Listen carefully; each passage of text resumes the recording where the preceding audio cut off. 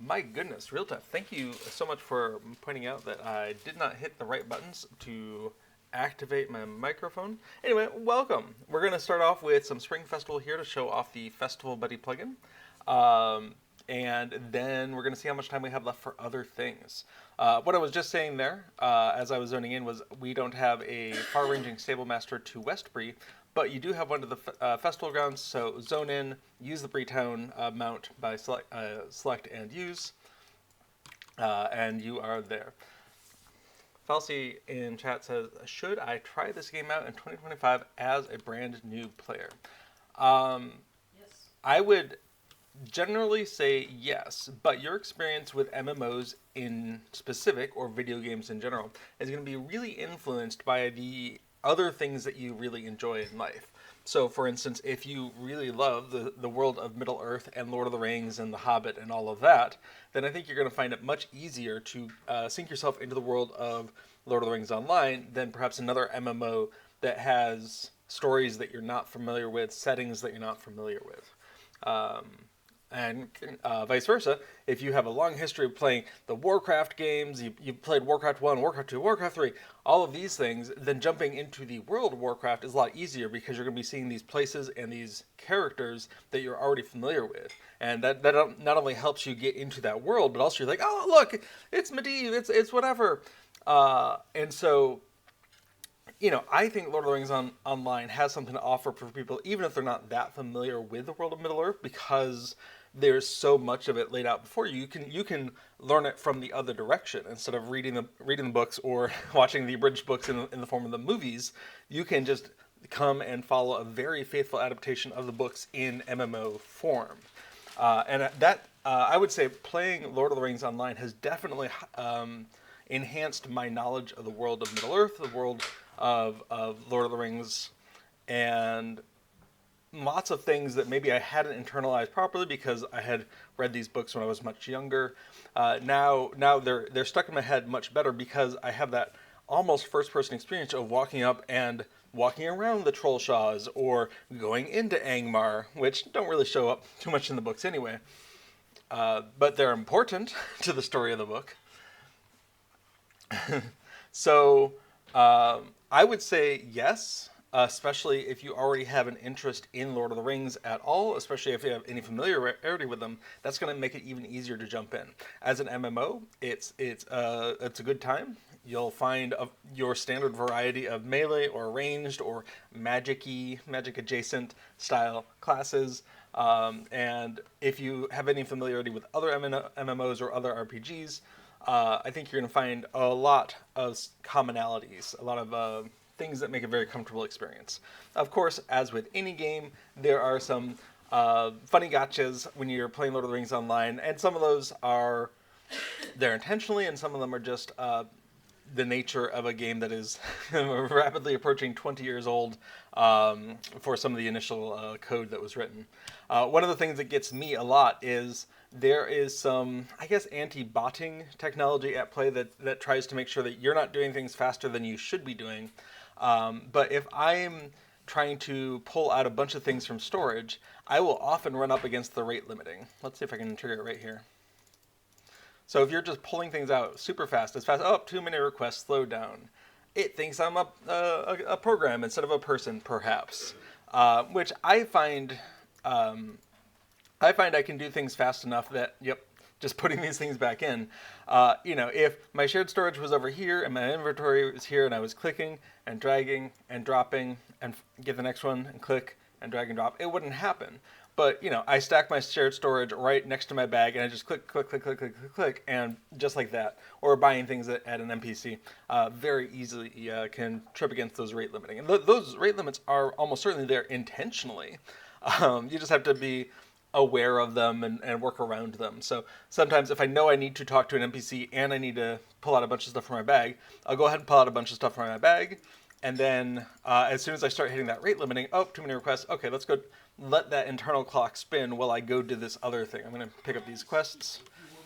And at this point, the rate limiting should have completely expired, so I can go ahead and do this. Too many requests. Okay, well, I need to go over to the maze. So you can arrange things in such a way that it's not really an inconvenience most of the time.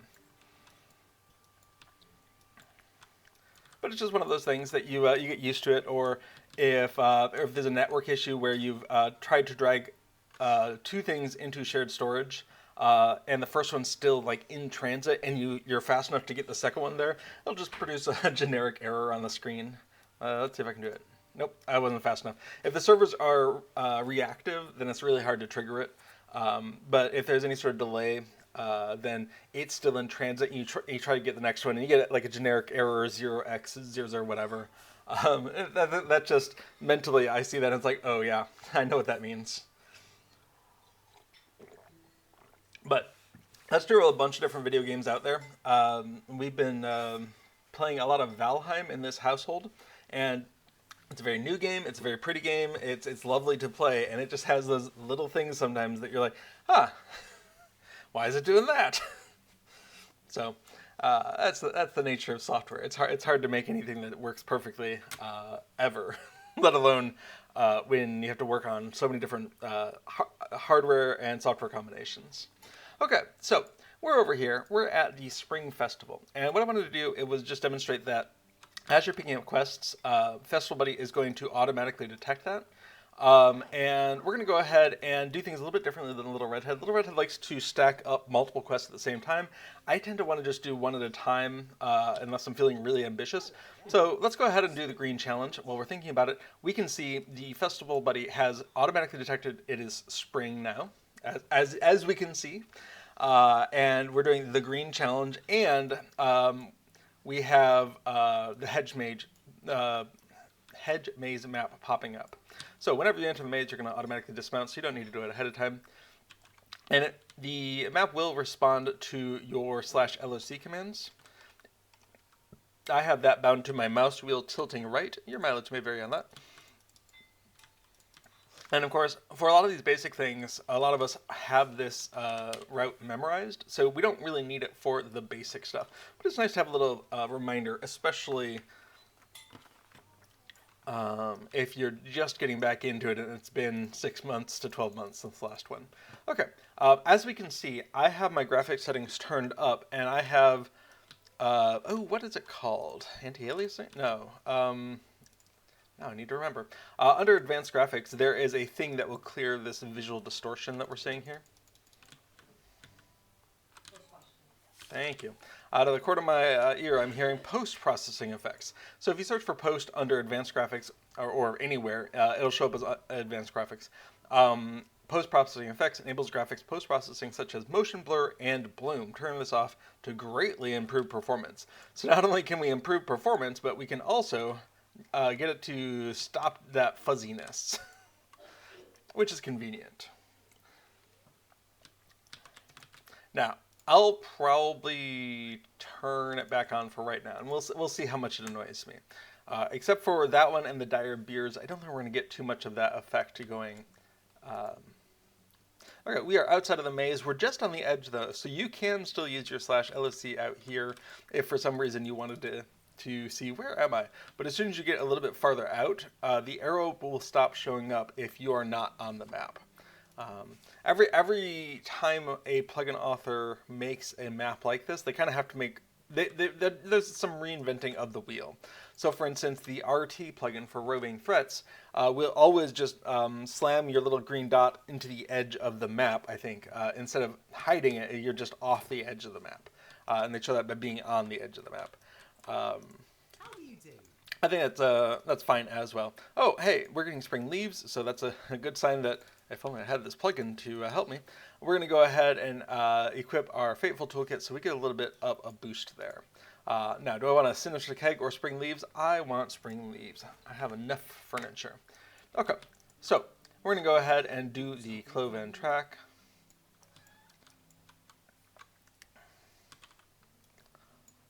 And we're going to clear some stuff out. We only have 5 minutes to get through here. Oh my goodness. Now, if you're a class that has any sort of movement buffs, you are allowed to use them. So we're going to go ahead and use our brutal charge, in this case, from our Guardian to get through this even faster. You just can't mount up. So if you're Bjorning, you can effectively mount up using your Wanderlust ability because there's no combat to speak of for most of these quests. Probably all of them. But as soon as you get out, you can, of course, mount back up. So just to get around to the front. As Little Red had pointed out, you can reach the exit and complete the objective of the quest and not leave the maze. So if you wanted to go back through, that's fine. But I find mounting up and just running around the outside is mentally a lot easier, even if it's not much faster than running back through the maze.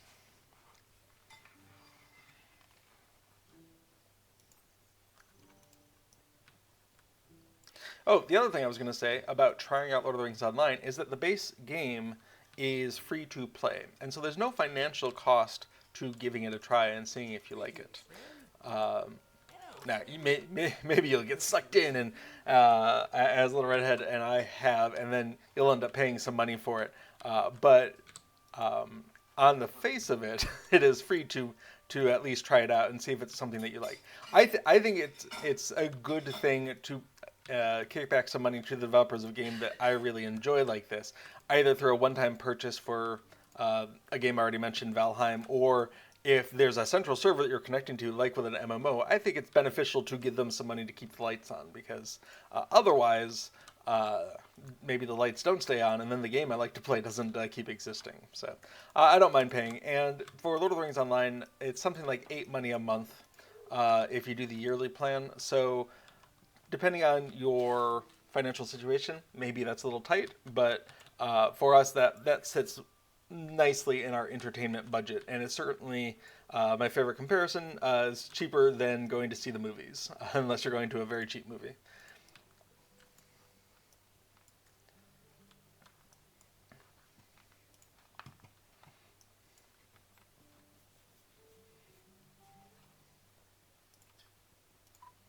Okay, so this is going to be the third quest that we've been doing so far. If we're still here in 3 minutes, or 4 minutes, the chickens will get set loose in the maze.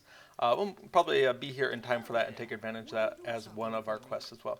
We're doing the last of these three. Now, we're getting some extra quests here. I want to say you don't get to do all three every day, just the first time you come into to do these quests. But it's been a little while since I've started the Spring Festival.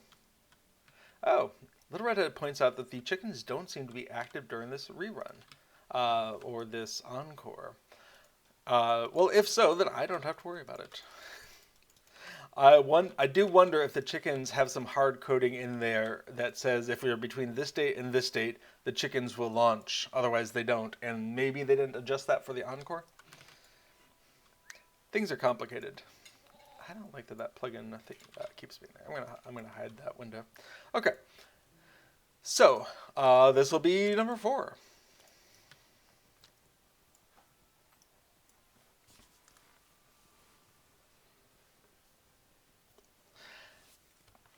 So if you're interested in being able to bind /LOC to a mouse or keyboard shortcut, the easiest, well, maybe the only way to do that is to go ahead and make a shortcut in one of these quick slot bars.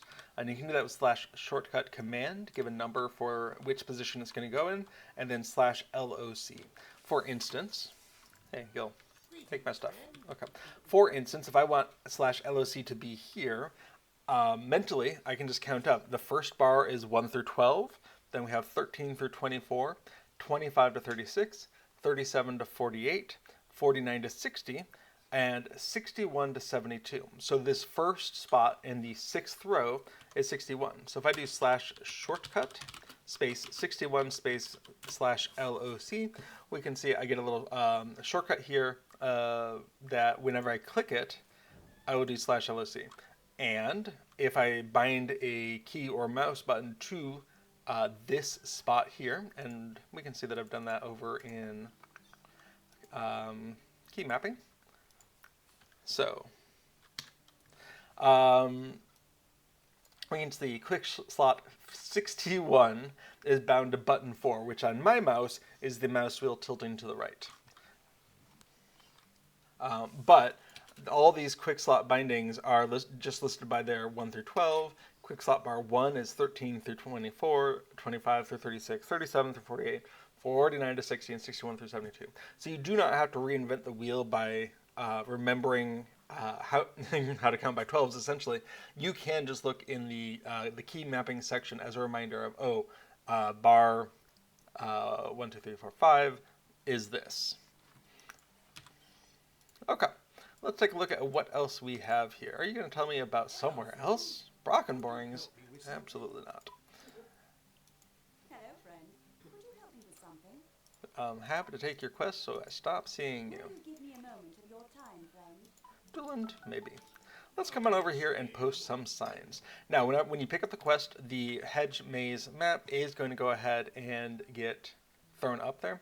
It does kind of weird me out not to be running with east as... Which one of these am I used to? Yeah, coming in from the bottom is kind of what I'm used to. Let's give that a try. And see how I like that. Maybe I'll get used to north is up one of these days. Deed bestowed. My goodness, spring is dandy. Okay, so we're going to come in here and we're going to go to each of these signposts and use them. I have a route that I like to do, which basically follows this this path here on the map, which is why I put it on the map. So we're going to come on over here. We can see we're at this intersection. We're going to turn right to stay on the path.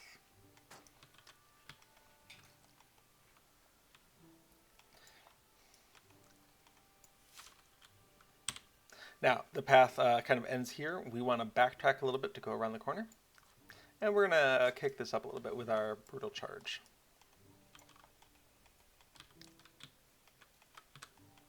Now, we do have to do a little bit of backtracking again, so we're going to come on over here to the right. Grab this sign.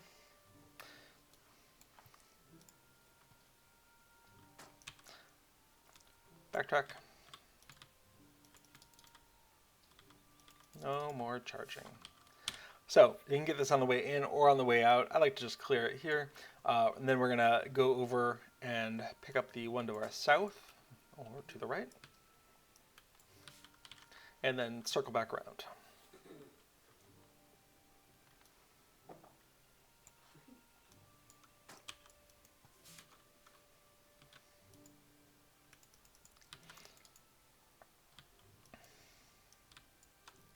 But we can go ahead and brutal charge again, maybe just after this next sign. No point in charging while we're standing still. Someone's getting some dire beers.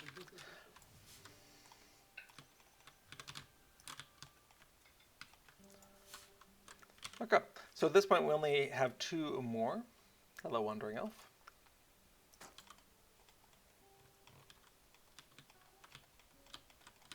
One more.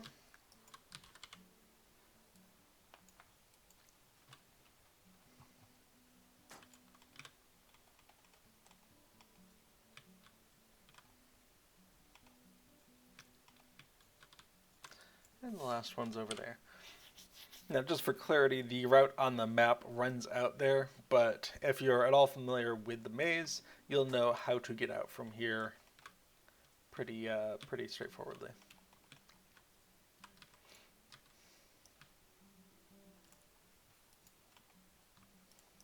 Now, one of the reasons I don't like combining the dire beer with certain quests, elves and signposts especially, is that I have a route that I'm using to get these elves, that I'm using to get the signposts, and to me it's not worth the potential efficiencies to deal with that.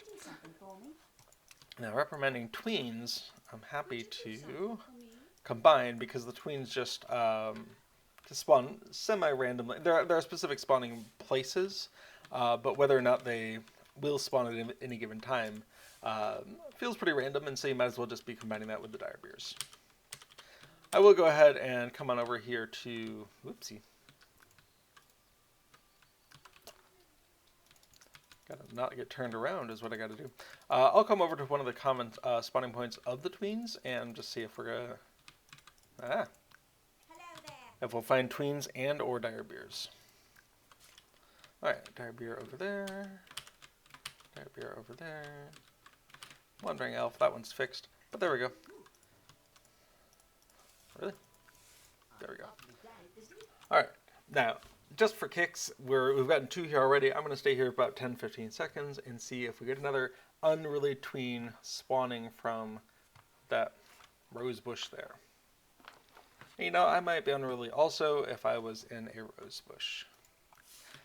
Alright, seeing none, we're going to move on and see if we can't find some of those dire beers. Okay, we can see from our map that that's going to connect through to there. Hey. Good day. Thank you.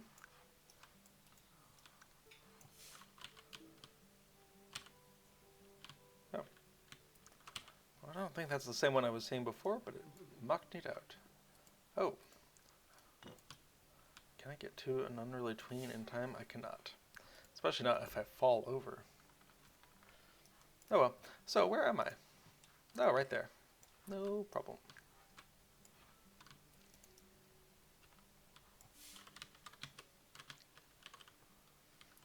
Now, the Dire Beers does give you a generous 10 minutes to complete.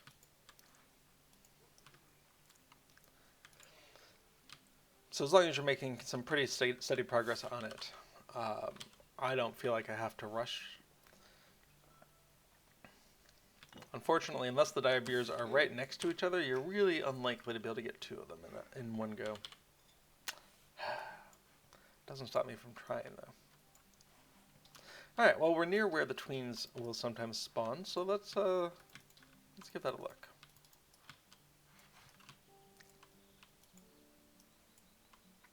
Excellent. Alright, that's 4 out of 4 tweens, so now I only need to worry about the Dire Beers.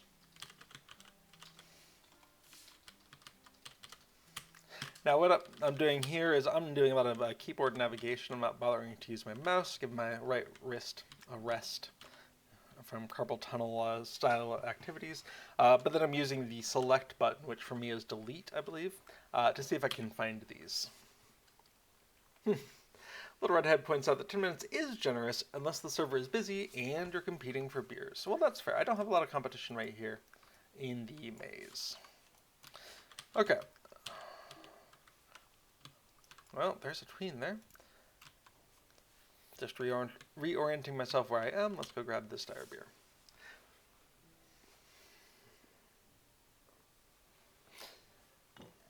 Somehow, between the 10 signposts and the 10 minutes with the Dire Beers, I was temporarily thinking I had to get 10 of these things, but fortunately only 6. Okay. Let's go further afield.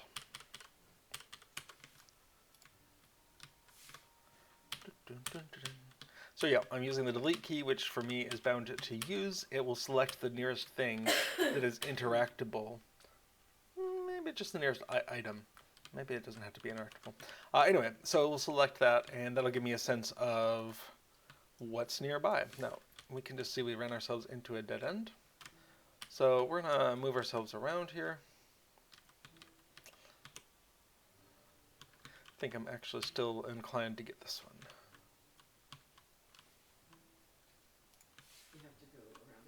Oh, I do have to go around. It was this one that I was selecting anyway before. Can I go through a wall?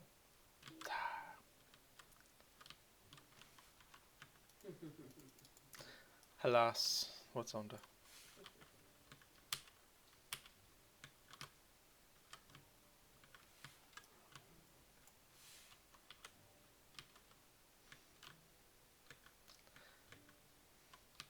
I always want to go through the walls to do this, but they are cleverly enough placed that I cannot.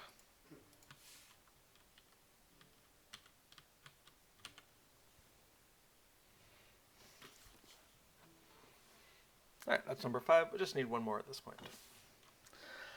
We have hit 8 minutes past the hour, so Little Redhead's observation that the chickens are not available is holding very sad.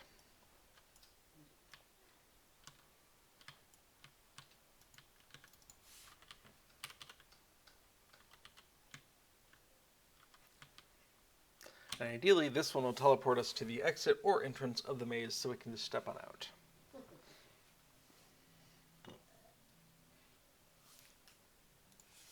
Alright, we are up here in the southeast. And now we're down here. It's not that bad, actually.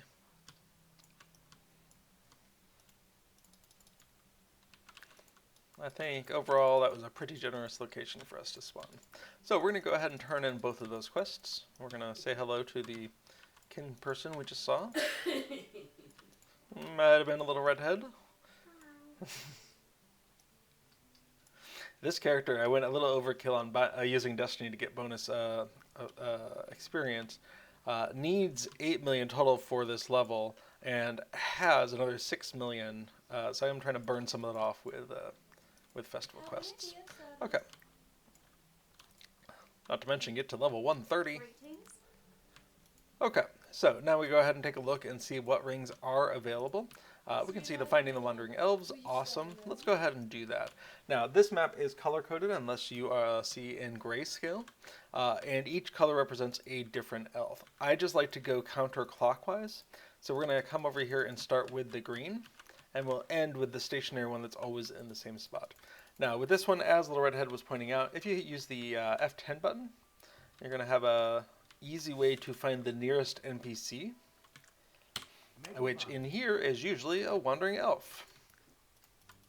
So we're going to go ahead and backtrack out and head over to orange, because that is the next one counterclockwise from us.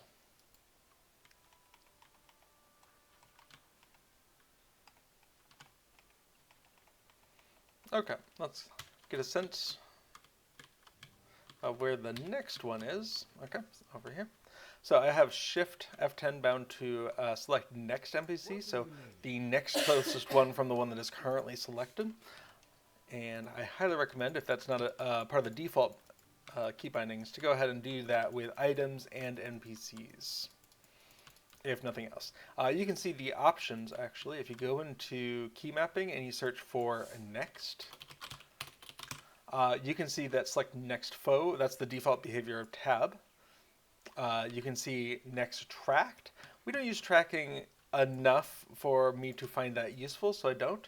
But next player, next NPC, and next item all have corresponding select nearest ones. So if you just say select NPC, for instance,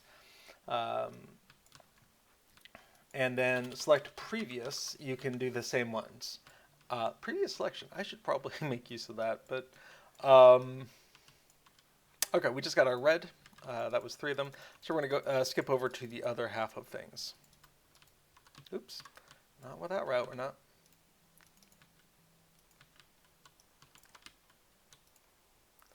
Bamela Ella asks, when do we get to Cap 160 again? The release is scheduled for early December, I believe. Assuming nothing else gets in the way. Is there anything over on the LOTRO website? I don't see anything on the front page. But yeah, that was the timing as I remember it is early December. Little Redhead confirms December 3rd, corresponding with the ending of the legendary item reward track. So that ends in essentially 8 days. Oh, hello, purple. What do you need? Oh, right, it's color-coded to their clothing. I forget about that. So, you have... their goal is for the track to end and then the cap to go up. So you can use that as a proxy for the actual release date. All right, blue does not have much of a territory to wander through. Oh, no, I guess it's not color-coordinated because that one's not blue. Well, it was a nice thought. And then finally, this wandering elf, in fact, does not wander.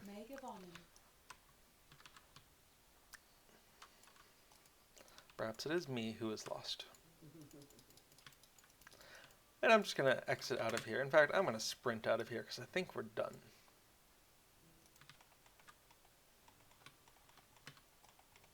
Cool. So, turn that in and then check for any rings that might pop up because of that. No! So, we're going to fall back on the race and the drinks, drink distributions. And then, of course, we got a couple of bonuses for running the maze in the slow and medium speeds as well. So if this were not Skildvakt's first day doing the festival this Encore, we would need to come up with a couple more as well. Okay. let's go ahead and parched partygoers. Don't mind if I do mount up, thank you.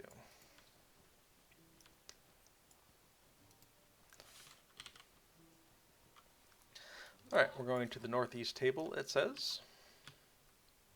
This table is both north and east. But perhaps it's not as far northeast as I need to go. By the ponies, by the horse. The breed horse. Partygoer, have some wine.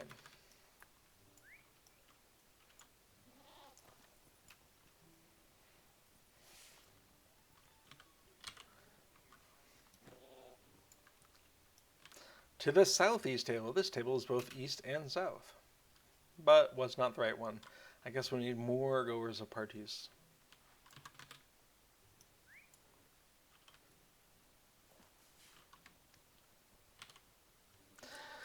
And then I'm going to guess southwest. Yes, so let's go both west and south. I think I see one in the distance.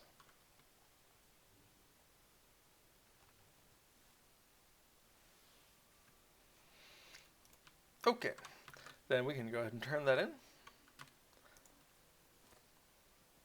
And go to our race.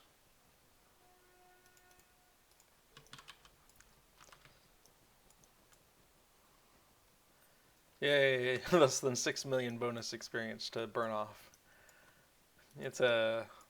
The thing is, I only really care about getting this character to 130 at the moment for the landscape deeds, and so my goal was to finish off that bonus experience before finishing. Okay, so wherever you are when you mount up, that's where your pony is, so I like to go ahead and get a little bit far forward, and you don't have to jump over that first fence, you can just go around it.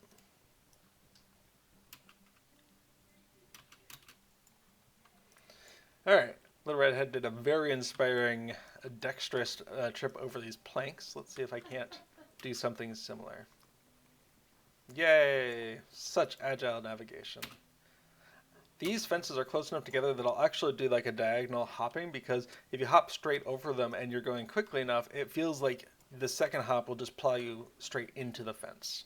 So I'll actually go what feels like a little less efficiently through them in order to give myself that extra distance to be able to re-jump. I'd rather be slightly slower there than like come to a dead stop.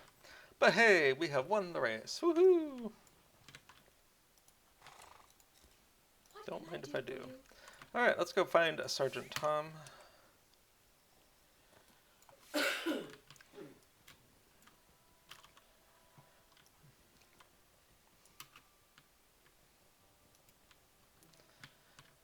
Alright, Spring Festival to Sergeant Tom. How can I be of service? Cool. So, Would you do something for me? I can go ahead and pick up that one as well. That's funny. Apparently I didn't have that. Oh well. I wasn't going to finish off any of the wrappers with this character anyway. I'm just trying to burn through that bonus. Oh hey, we're below 5 million. Woohoo! Cool. So that's how I do a a plugin assisted Spring Festival. There are little quest helper guidances for all of the quests listed in here. Sometimes that is actually just popping open the relevant map. Let's see. Disorientation, misplaced companions. Stomp a Shrew, we just have a little bar here for your boots when you have the boots, and it gives you a little description of what you're supposed to do. The Chicken Dash is in there, the Cloven Track, Green Challenge, and Stomp a Shrew Challenge. Yeah, so for Stomping a Shrew, and I don't use this very much, but let's go ahead and activate Stomp a Shrew, and let's get ourselves over to Dooland for a moment. I don't suppose I have such a thing. No. Let's go get a far-ranging Stablemaster. Now, if I recall correctly, far-ranging Stablemaster will not take us directly to Dooland, but we could go to Mickeldudley and get swift travel to at least Kellendon, if not Dooland. Let's find out. Hey. Hello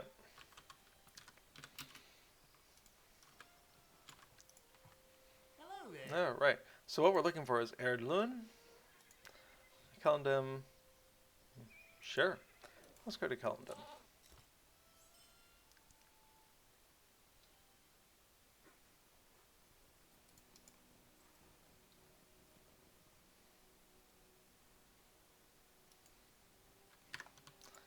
I suppose you want to take me to Lund. What do you need? Sure.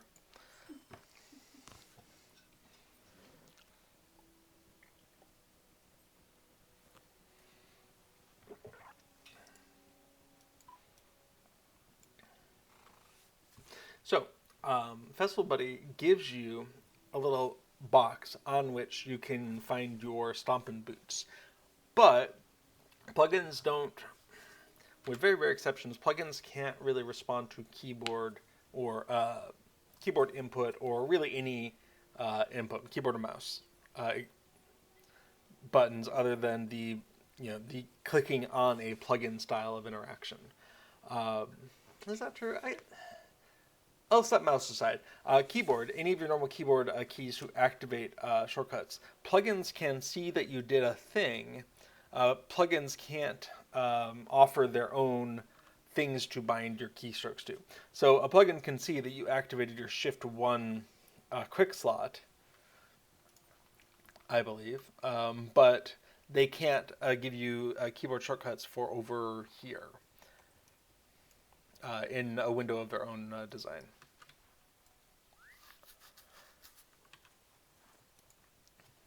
Okay, let's go on into the Shrew Factory and see what we can do.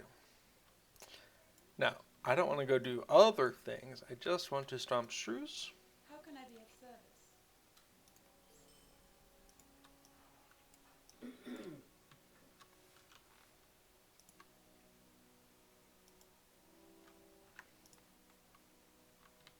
Might you spare a moment of your time? Might you spare Maybe- a moment of your time? Good day. Might I have a word with you? Is it just active? Why can't I? I guess I'll do something else while I Mind my wait. words, traveller. Okay, so Stay a moment. collect flowers, and I don't really care about Not indeed. learning how to stomp shrews. I'm going to just take it so I stop seeing it. Alright, there we go. May gewonnen. Oh, no. There we don't go, but I'll take that as well. Okay, well, while we're waiting for shrews, I'm going to go ahead and scroll back through and see if I can't see when the last one was. I cannot. Apparently that's only regional. I know when I'm sitting around in Thorin's Hall, I do see those announcements, though. Okay, let's go ahead and collect things. We're going to start by talking to Delira.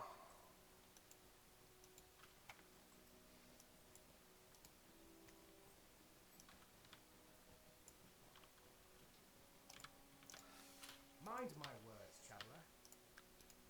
Will you lend me your ear? Might you spare a moment of your time? Oh, don't forget to speak with Anthron. The shadow must Okay. fall. So that gives you stuff to do that is not stomping shrews while we wait for the shrews to come available. I was really just hoping that I'd walk in and be able to do that. Oh well. Okay. So we're gonna collect some spring flowers.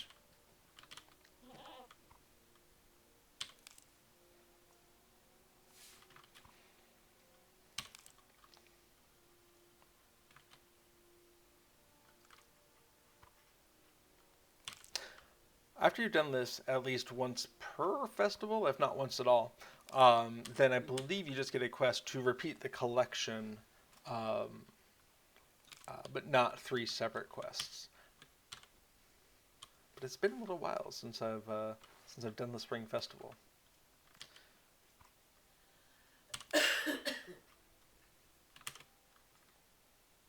Hey, a game of Stomp Shrew is about to begin in Dooland. Okay, how long do we have after that announcement? Like 3 minutes. Well, Red Hat thinks around 3 minutes. So I can go ahead and collect this flax. Maybe these spring flowers also. Alright. Let's go.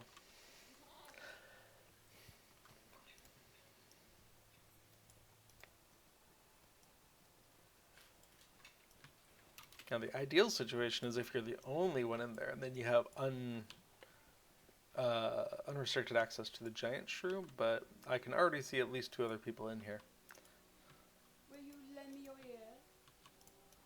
Alright, so talking with Malgamale for that. We have the boots. We can see they are automatically populated on the Festival Buddy window. And we'll get the shrew stomping, the big ones. And that will be auto-populated here. Awesome. Now, again, there's no keyboard shortcut involved here, so it might be worth dragging these somewhere so that you can easily activate them.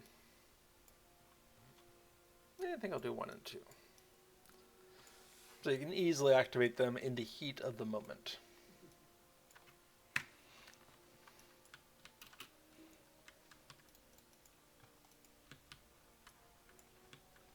Alright, we have 1, 2, 3, a competition of at least 3, 4.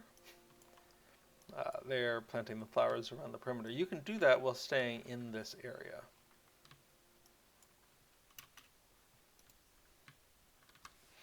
Let's go ahead and make sure our charge is also available.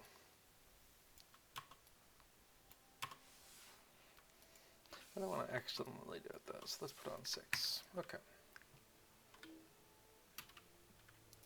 Another person. Sure, something's very popular this time of day. Alright, here we go.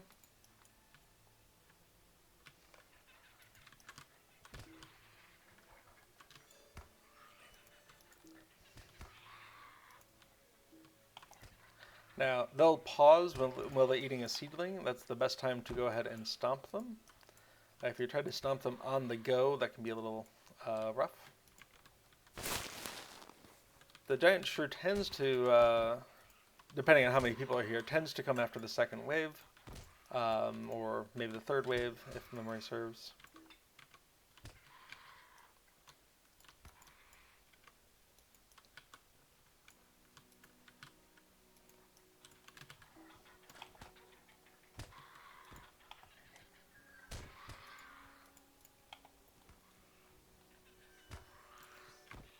I tend to just click the follow button a lot. Alright, I'm expecting the giant shrew to pop out at any time now.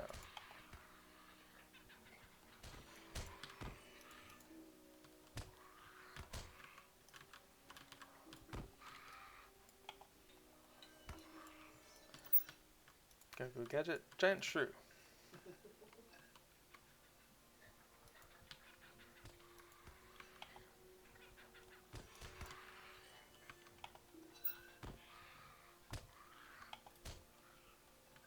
Nope, looks like I've stomped all the ones I need to.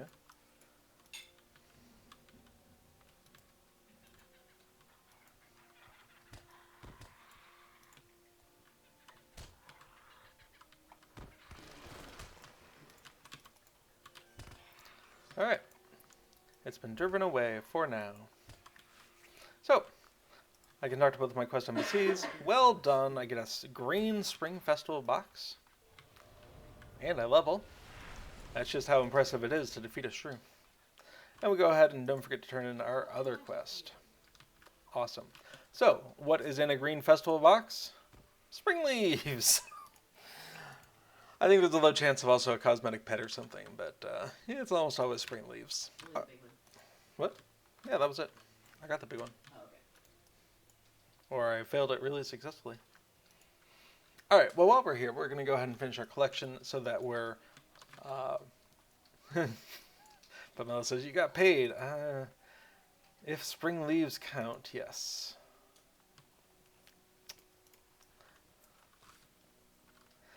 Okay, Little Red Head confirms it does have a small chance of cosmetic pet.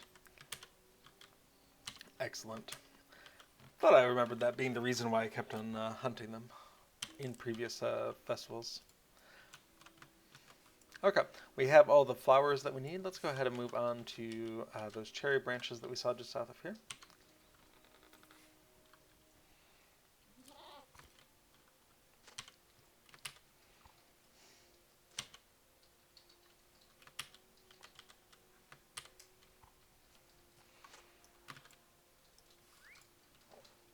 Alright, just checking our advisory map here. We can see we're not done in this area.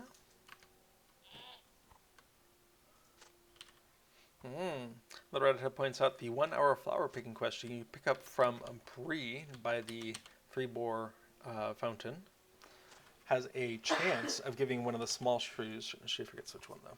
Let's see. That's coming over to Shrew. Alright, Dusty Shrew, available by participating in the Spring Festival. In the Spring Festival by participating in the Hedge Maze. Interesting. Where does that come from? Large Shrew, by participating in the Big Shrew Stomp. And Plain Shrew. Spotted Shrew, by participating in the Flowers event. So the Spotted Shrew is the one you can get from the flowers.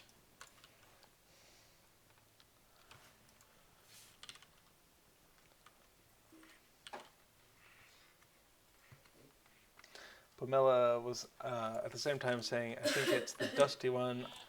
Someone accrued a large amount of those, and I enjoyed that quest. Pamela says spotted. Yeah.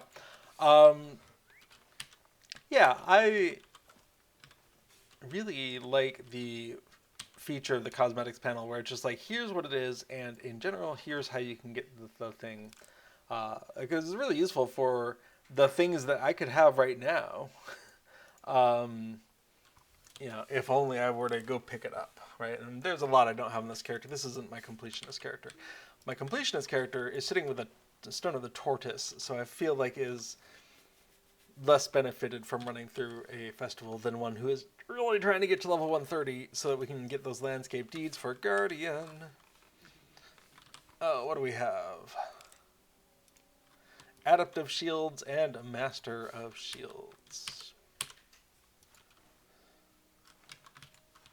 Okay, and we need our final cherrywood branch from over there, and our twine will be down on the docks. Awesome.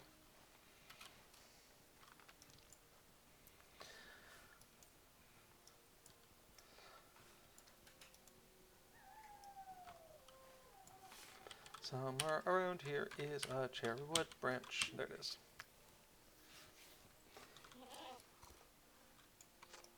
Now, the downside of those boots, and we can see that here, is that if you are not careful with how you do things, the shortcuts can disappear from your quick slots. Like, we can see they're still there, I just don't have any.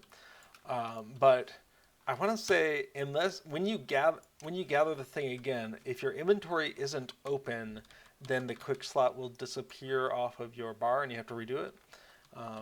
Otherwise, it just slots in as you would expect. It's either the inventory being open or closed, I believe, makes the difference. I'd have to test it to be sure. Okay, Little Redhead confirms. If the inventory is open, the shortcut remains. If it's closed when you pick up the boots, then it burns the shortcut and you have to remake it. So that can be an advantage of using the Festival Buddy quick slot panel there, is no keyboard shortcuts, but no having to reslot them if you forgot to open your inventory.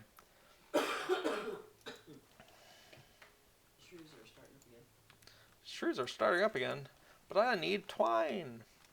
Alright, I'm hoping I can get twine and then get back to dueling in time. Fortunately, they just leave this stuff lying around and don't mind if you just come and take it.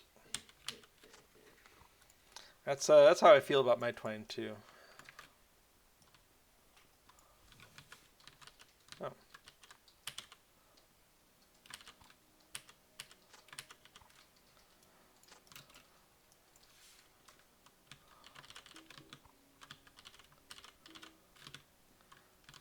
My keyboard is not cooperating today.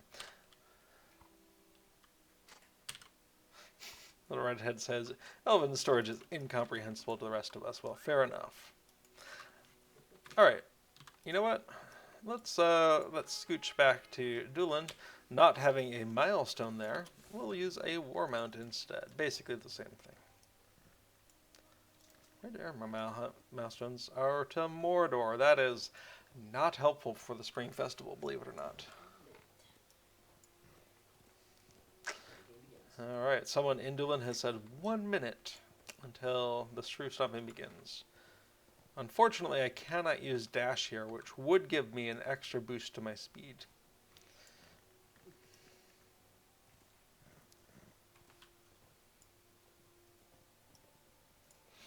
Also, I'm on a heavy mount, so it's not as fast as it could be. But it seemed appropriate given that I was riding a Guardian.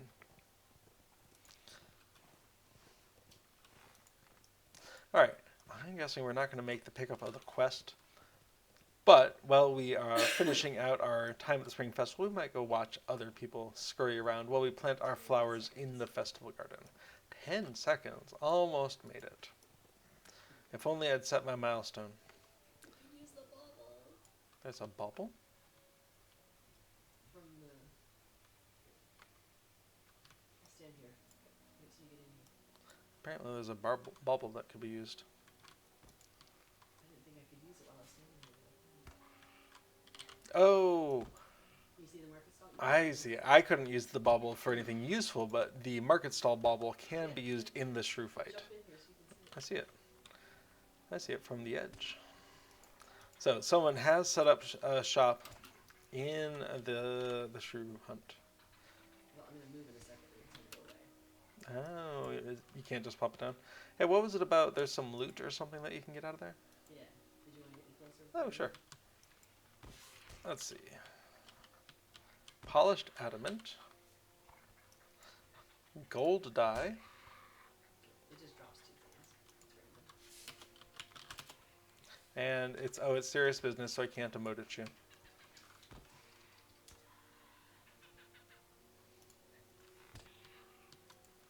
Well, thank you for your market stall.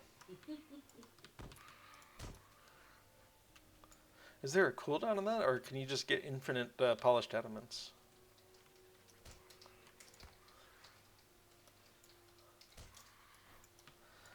$10-minute cooldown on the bauble. Well, what about the things it drops?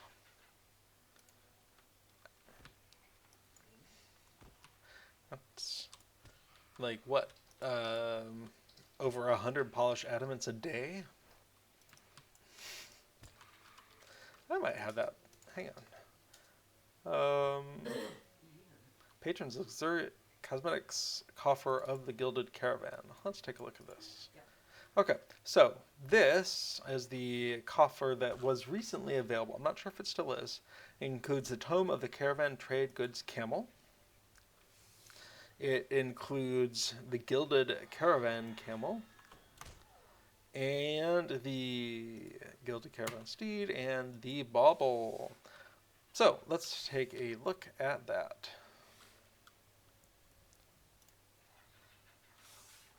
Hang on a sec. Let's back away from the edge a little bit. Okay. So, we beckon people to come check out your stall, and the redhead gets a bottle of water and a polished adamant. Can you pick it up yourself, or does that move and cause it to despawn? Okay. Well, you move, but it's still there. Oh. So go ahead and move. I don't want to move. I know, right? It's so cool. Yeah, I'm good where I am, but you can have them. Yeah, I'll move somewhere else. Alright, we're going to take off some of the UI here. I haven't actually checked this out up close yet. That's a very pretty market stall. I'm kind of curious what happens if you get, 12 players in a circle all facing out. You just get this long, contiguous market stall. All right.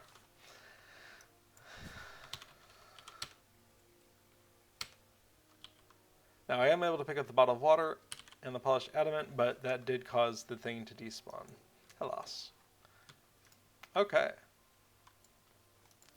Cool. How can I be of service? All right. We got those flowers in. Let's go ahead and drop off these 3, and then we will either Well, we'll definitely stop doing Spring Festival. What we'll do next is kind of dependent on what time it is and how we're feeling. Oh, good. A war mount in town. Perfect.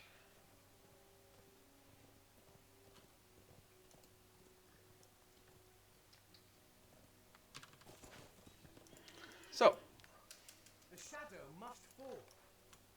3 quests. Okay. Megobanu. What do you need? Eat through that What can I blue do for bar. Perfect. Oh, only 3.2 million? Yes. Alright, Boots shipment is back on schedule. The redhead says, it seems to be a short list of potential drops. Gold, dye, water, adamant, and some other type of gem as well. Cool. What do you need? And yes, I am seeing the 10-minute cooldown. 3 million, awesome. Well, now I kind of want to buy more blue bar. If you didn't know, this may just be a perk for subscribers. I'm not sure, but you have a thing called Destiny that accumulates mostly when you level up. I think every time you level, you get some. And as we can see, I've accumulated 246,000 Destiny points. That's probably across all servers. That's probably account-wide, but I'm not 100% sure about that. That could be per server. And for 250 of it, you can get a chunk of blue bar. This grants you an amount of enhanced experience based on your bar. I believe it's 15% of your current of the amount that you need to get to the next level. But let's do a little test here. We need 8,966,866 to level. We currently have 3,017,972 purchased. So what I'm guessing is that it's half of your subscriber buff, which is 30%. So I think it's 15%. And if that's the case, we should expect to get 1.3 million. Rings are up. Oh, rings are up. Cool. Well, let's get that while we're at it. Same. So, grab our crate of boots. Okay, we can see I had my inventory open, so that boot icon is fine. Mind my words. Here, I'm going to have my inventory closed when I hit continue. And then we can see it's not there anymore. That's very sad. If only we had known better. Cool. Okay, so we're going to go ahead and perks, get some enhanced XP. And what we did is we went to 4,363,000 and 1. And what we can see is 4,363,001 minus 3,017,972. We did indeed get 1,345,029, which means they rounded down because it was 29.9 was 15% of this total bar. Oh well. Can't help myself. Okay, so yes, your normal rested blue bar buff that you get at 3 a.m. server time, if you are a subscriber, is I think 30% of a level. And the blue bar that you can buy, the cooldown on that is 1 day per chunk. So 24 hours from now, I could buy another 15%. So what that effectively means is that after you get through your backlog of buying that first chunk of 5, you can get your 30% from your VIP subscriber benefit, and another 15% from spending Destiny, for a total of 45% of your blue bar each day.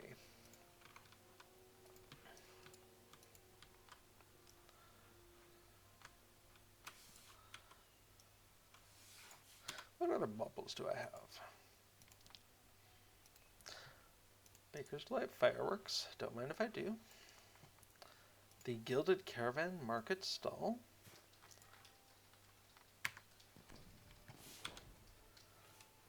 Interesting. The bubble interface doesn't know that it's on cooldown. Yeah. The Scorpion Surprise bubble. Surprise! Can you do it more than once? Guess it's on cooldown also. Oh, and it's time. Don't actually attack these things. Only boot them. They are somewhat rabid seeming, and they will bite you back and disease you if they can.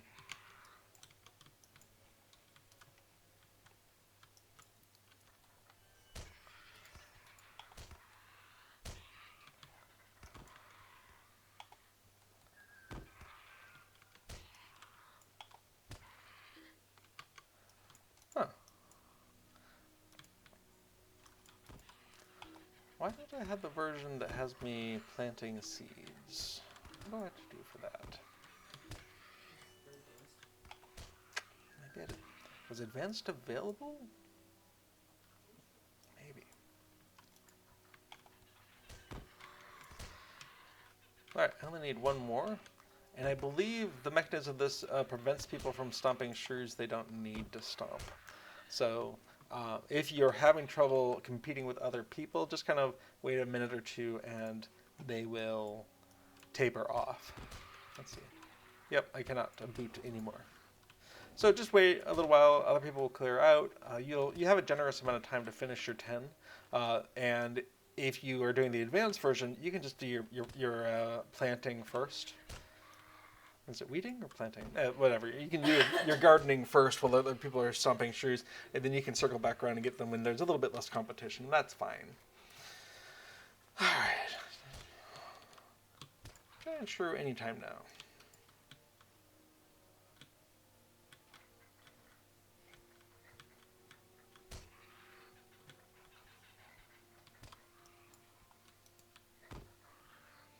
If you're right on under it when it comes out, you'll get bumped away.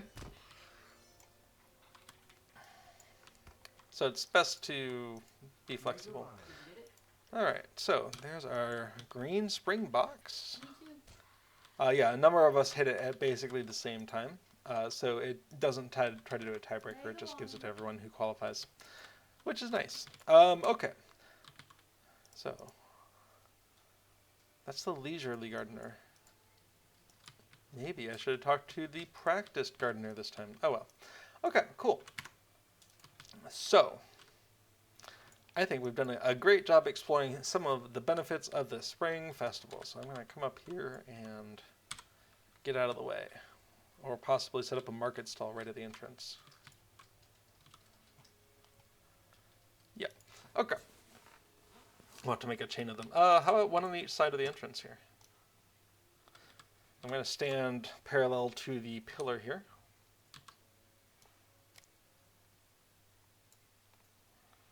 And mine activates in 17 seconds.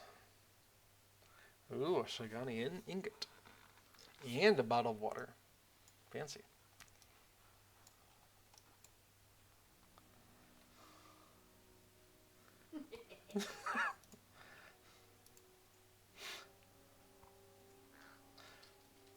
The gold dye and polished adamant. Nice.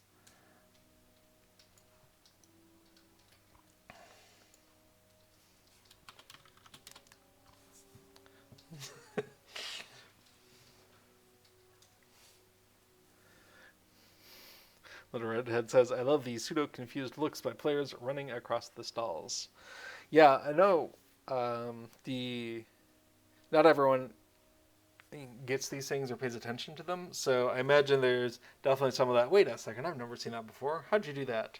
By anyone who's like coming across it for the first time. Okay, so Little Redhead was feeling a bit under the weather, and I could understand that. There's stuff going around here in the Netherlands, and possibly where you are as well.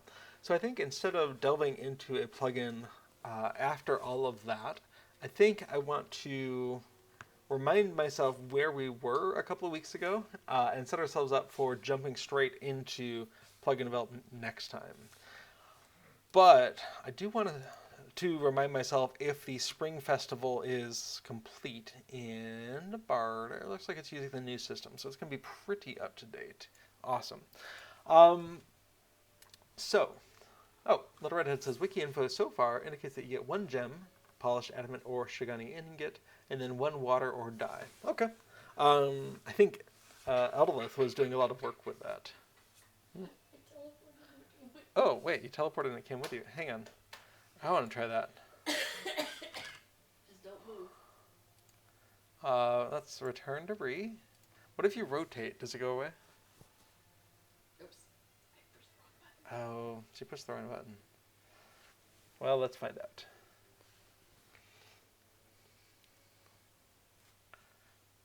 Okay, so yes, you can use a return to skill, and you can rotate the market stall.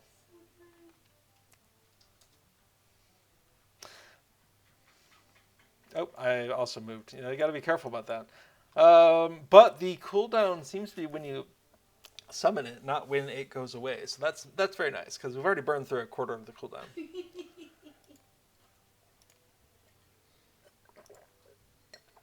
Well, let's some tea. Okay. Cool.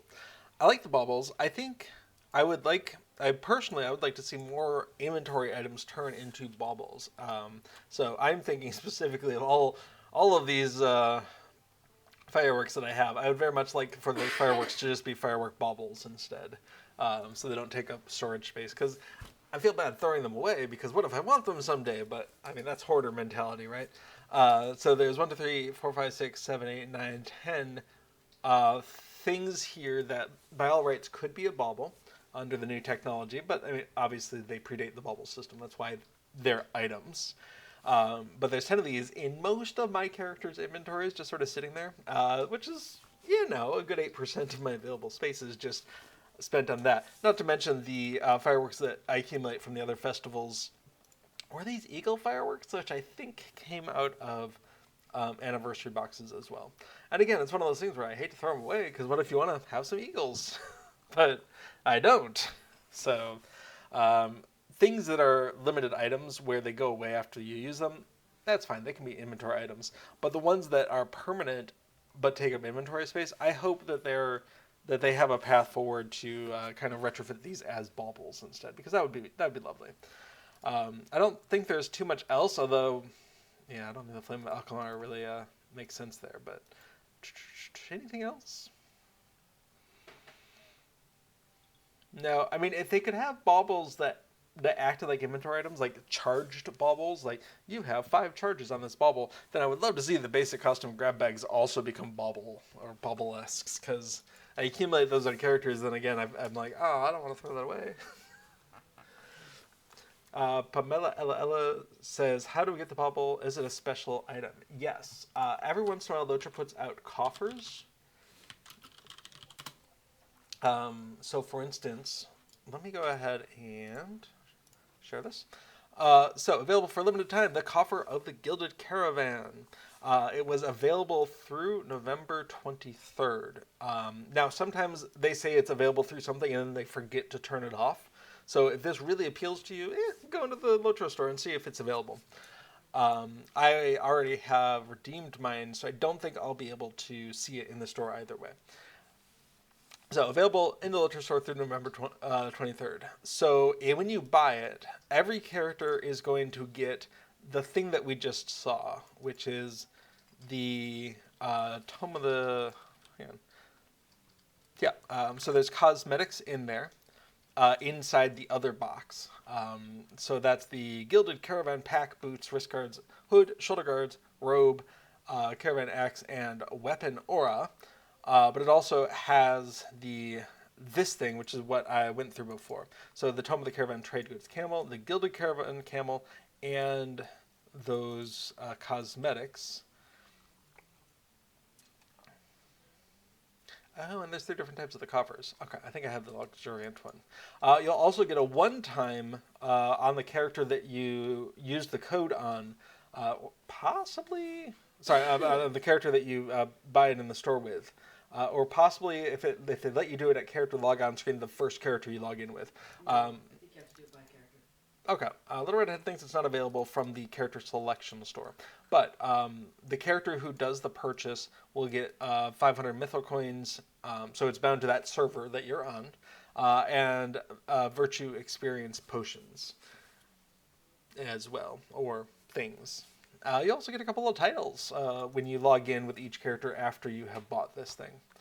I am curious about these camels, though. I'm going to go look at them. Camel. Okay, so I have a... Nope, not the Worsted. So I have a Gilded Caravan Camel. Ooh, that is nice and blue. Oh, yeah.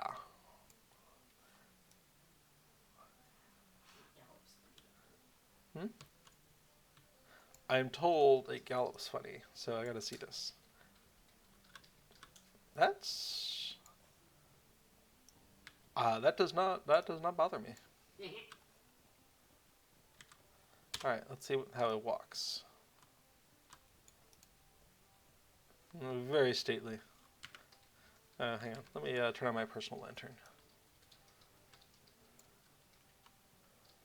I think they did a really nice job with that model. I mean, I can't speak for all of the races, but for hobbits, I think, especially coincidentally, this blue garbed hobbit, I think that looks really good. I like the 80s, the 1980s leg warmers that this thing has.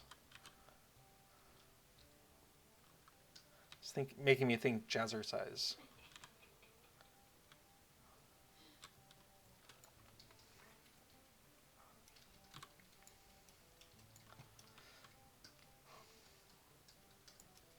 Oh, Skagosi says that it still is in the shop. So if this appeals to you, let's feel free to take advantage of their forgetfulness. I am curious about the appearances then. Do we have camel appearances? No. What was the appearance? Gilded. Okay, I want to see. Gilded. Well, that's pretty spiffy. And definitely it works with the blue palette of this character.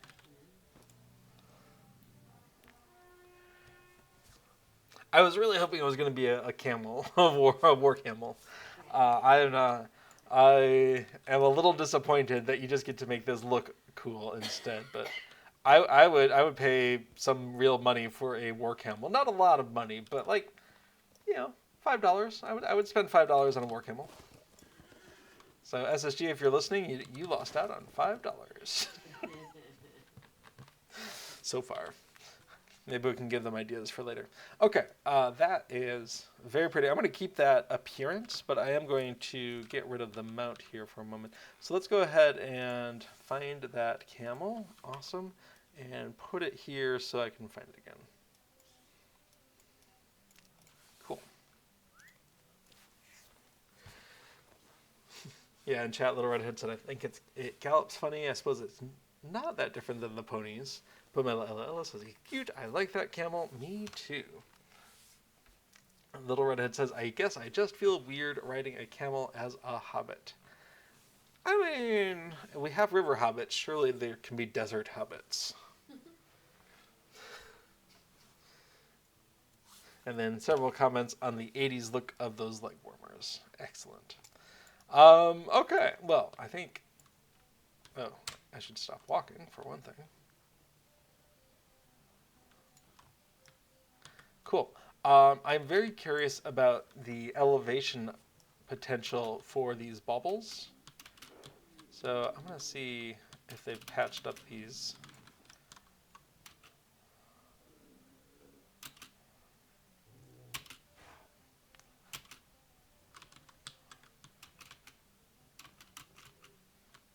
Cool. So from here... What happens if I summon out a market stall? It's up here, and so is the Shigani ingot and the gold die. The gold die, in fact, got clipped by the invisible wall that's right in front of me and is sitting on top of the invisible wall, which is fascinating.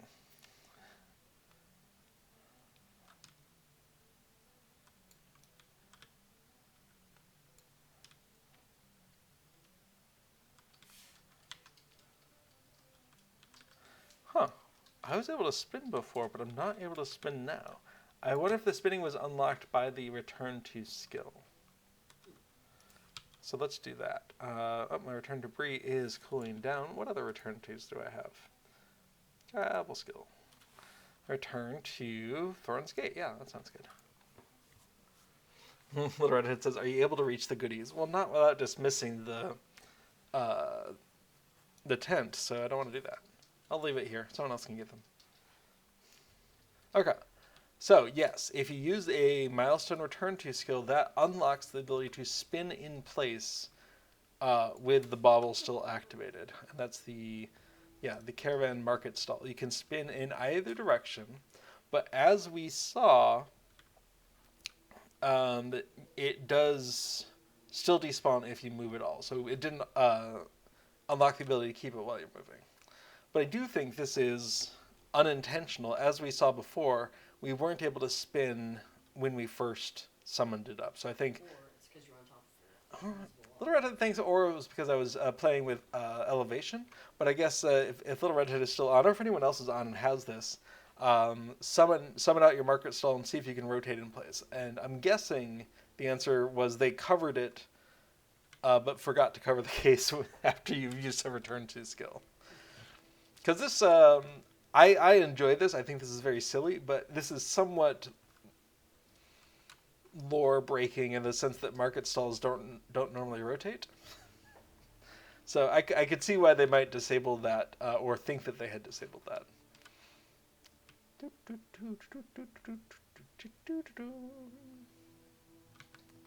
Okay, enough of that silliness. Now, Little Redhead was curious if those items are still there and if they are gettable.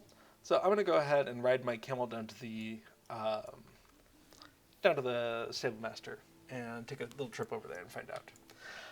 After that, I think we're going to go ahead and bring ourselves to a little bit of an early close because I've got some chores that I need to take care of in the real world, which sadly can't be accomplished in-game as effectively. And then we're going to go ahead and pick up the bonus item plugin, like Fateful Toolkit. We're going to go ahead and pick that up next stream without doing much of the festival in the first place, and we'll get back on that. And we were making really good progress before, and we can keep plugging away at that. Okay, so as we can see, the Shigani ingot is still here. It is, in fact, not reachable from the ground. Let's go ahead and get some elevation. Now, once upon a time, you could get onto the gate using this path. I don't know if that's still available or if they've kind of sealed it up. And there's enough invisible walls here that even doing what I did before on the first try was a bit of a surprise to me. So we're gonna try this 1 or 2 more times, but if we don't get it, it's fine. So here, there's an invisible wall here, but if you jump off the end and come back in, you can get onto the roof. Then you can continue on to these. Cool. So let's start with the Shigani ingot. It is on the other side of the wall, so it seems to be a no. Let's try the gold die. The gold die I am able to get, which is good, because that one I actually cared more about. Shigani ingot? No. And I was hitting the wrong button from down below, so it is possible that it is available. Now, the old path to getting on the gate involved coming up onto this thing, and then bouncing your way across the invisible wall that die was on in order to get over out to the gate. And kind of clipping your way over there in a way. You're abusing the physics engine a little bit, because they didn't necessarily want you to be able to get on top of the gate. Let's see. Yeah. So close. So that's the general idea. Yeah, there are easier ways to go rooftop tracing in Bree, but they don't end up at this gate, sadly. This is the best and only way I've found to to get even close to it, and it's rare enough that it's like, oh, I'm here. I never want to leave. I just want to put my captain up there so they can summon other characters.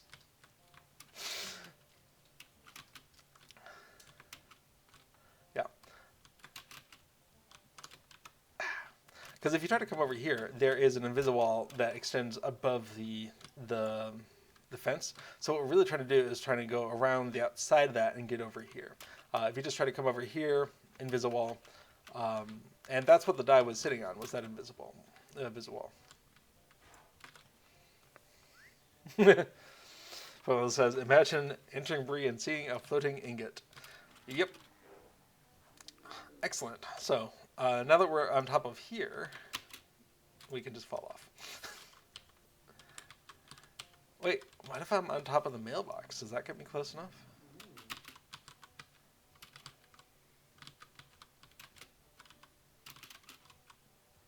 So close.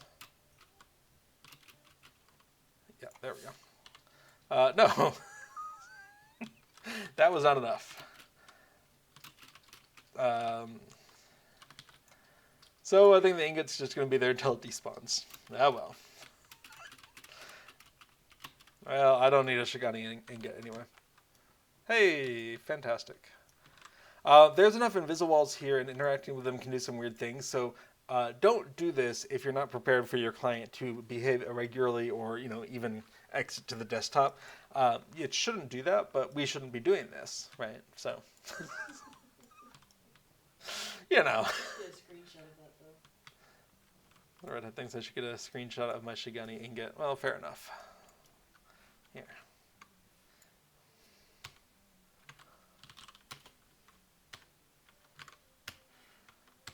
Okay, gotta remember which key it is that does screenshots. But you know what? I'll just do a snipper. Cool, I got a screenshot. F11 seems to have worked.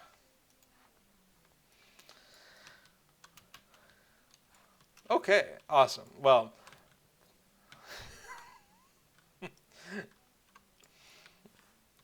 Starvation in chat says, exit the desktop is definitely the end of all things. I mean, LOTRO is incredibly stable in most normal circumstances. Every once in a while there's a crash desktop. Sure, that can happen. As I was mentioning before, that's nothing specific to LOTRO. That can just happen, and developers try to make sure it doesn't most of the time. The one regular thing that keeps happening, and I bring it up now because we're going to see this in a little over a week. Yeah, a week or so, is that the first time you launch LOTRO after a new legendary item reward track comes out, there is a recurring bug that causes a crash to desktop, and then it's done. Whatever it was is just that transition between one legendary item reward track and the next one. And so they do an update that changes the LIXP reward track.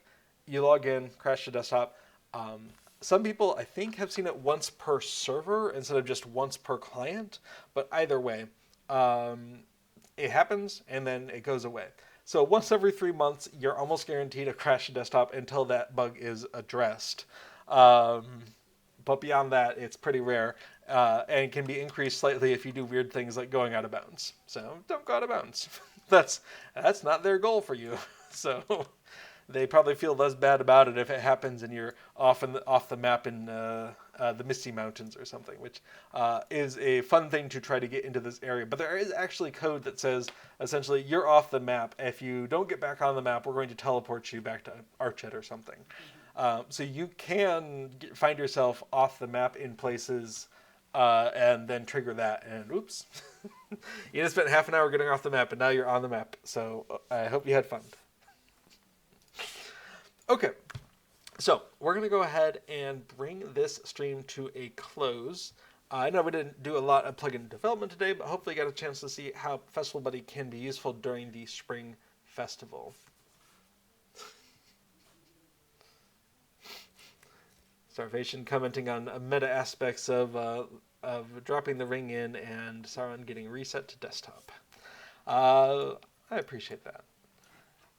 I'm going to put off all the development stuff until the next time we stream, which as far as I know is going to be next week.